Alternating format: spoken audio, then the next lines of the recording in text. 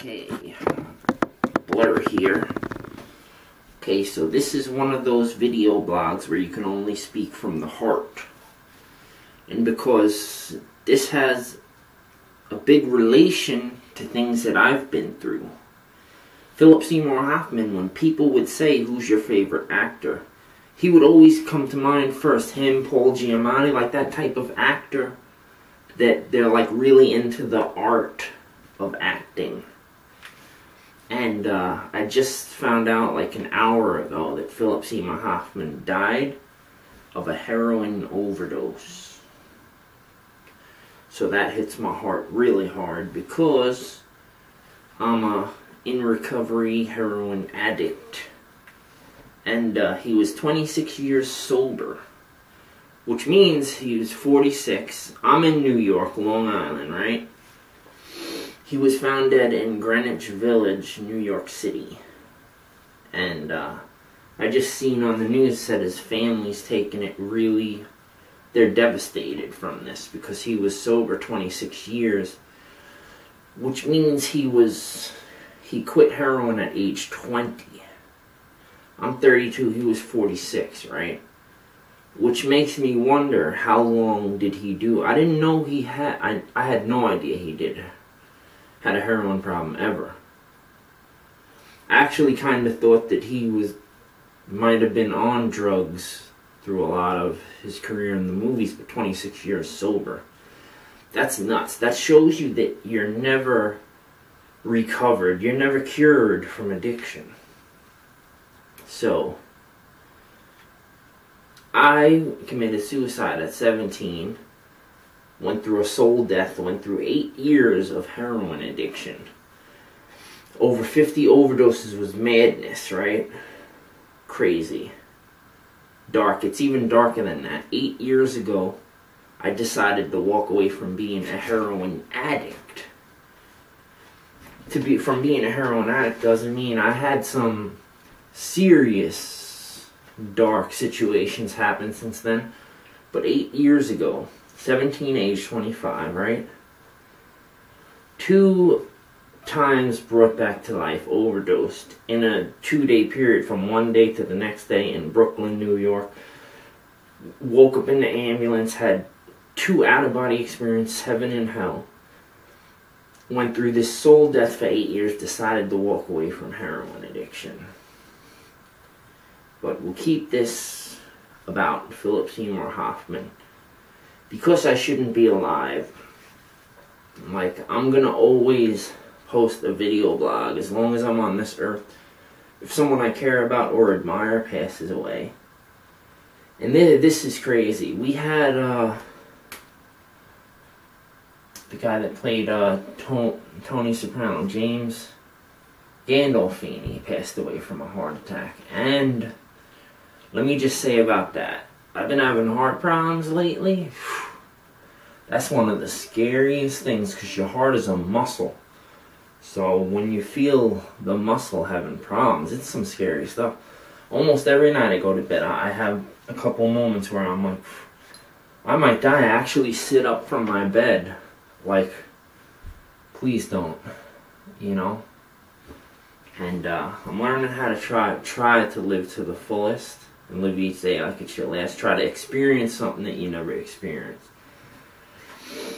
So, Philip Seymour Hoffman died of a heroin overdose. And I was driving through the neighborhoods last night. There's tons of areas around here. You're talking about 8 years of addiction and beyond. Selden Centeridge. I was going through and I was thinking about, you know, that restaurant I used to shoot heroin, that laundromat, or that fast food place, Taco Bell, the pizza place, Bob's stores, wherever, like all these different all these different places, man.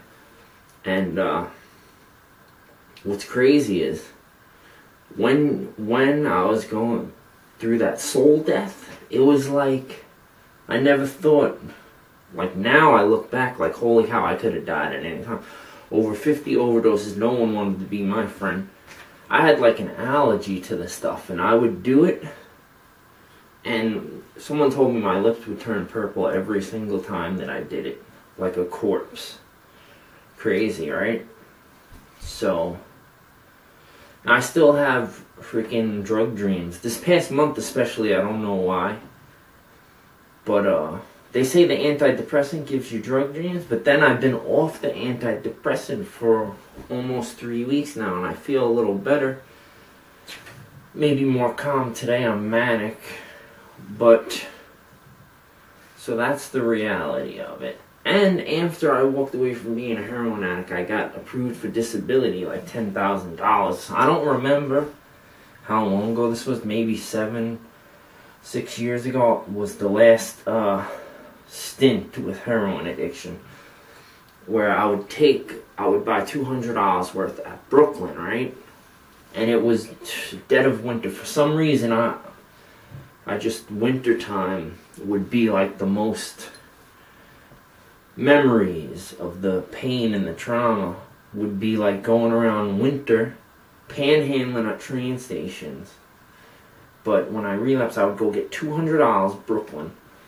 I would have my rosary wrapped around my hand, because if I would have got arrested, I would have went to Rikers Island. And I had an old friend that I bumped into once at Jamaica train station. He just got out that day from 4 months at Rikers Island, boy.